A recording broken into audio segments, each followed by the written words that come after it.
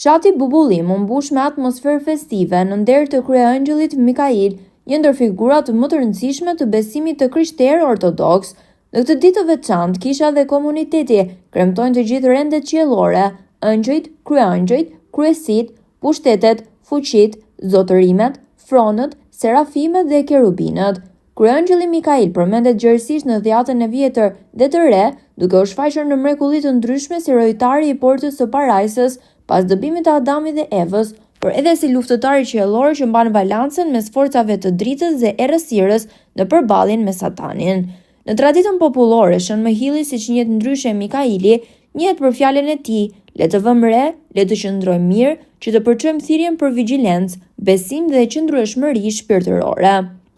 Në radhë parë ju falenderoj Music Televizion Apollon dhe ju zotë ndërshqim, dhe të gjithë besimtarët ortodoks, kudo që ndodhen, jo vetëm në fshatin tonë Bubullim, por në gjithë botën anëban, sot feston një nga kryeangjëjt më të mëdhenj. Siç thamë dhe në predikim, kryeangjëlli Mikail është ai që vendosi dhe mbajti rangjët angjëllore, i mbajti në vendin e vet. Kisha jon ka një të veçantë sepse mbart emrin e këtij kryeangjëlli. Pra, kryeangjëlli Mikail, përveç se me forcën dhe me shpatën që i mbajti njerëzit, i mbajti të bashkuar ëngjëjt e tij.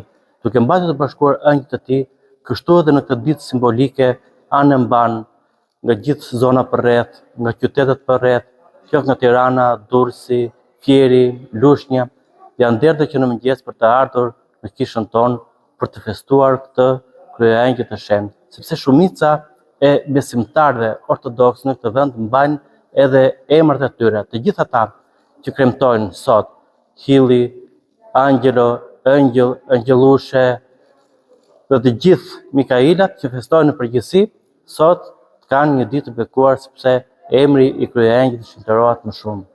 Bubullima është ndër zonat ku kulti i kryeangjëllit është i përhapur, me besimtarë të shumë që e mbajnë emrin e tij dhe e nderojnë çdo vit në këtë festë të veçantë. Festa u shoqërua me mesh, lutje dhe aktivitete komunitare, duke treguar edhe një herë lidhjen e fortë që banorët e zonës kanë me traditën shpirtërore dhe besimin ortodoks. Në fund të meshës, At Aurelio Bardha u shpreh për këtë ditë të veçantë të kishës dhe për besimtarët ortodoks.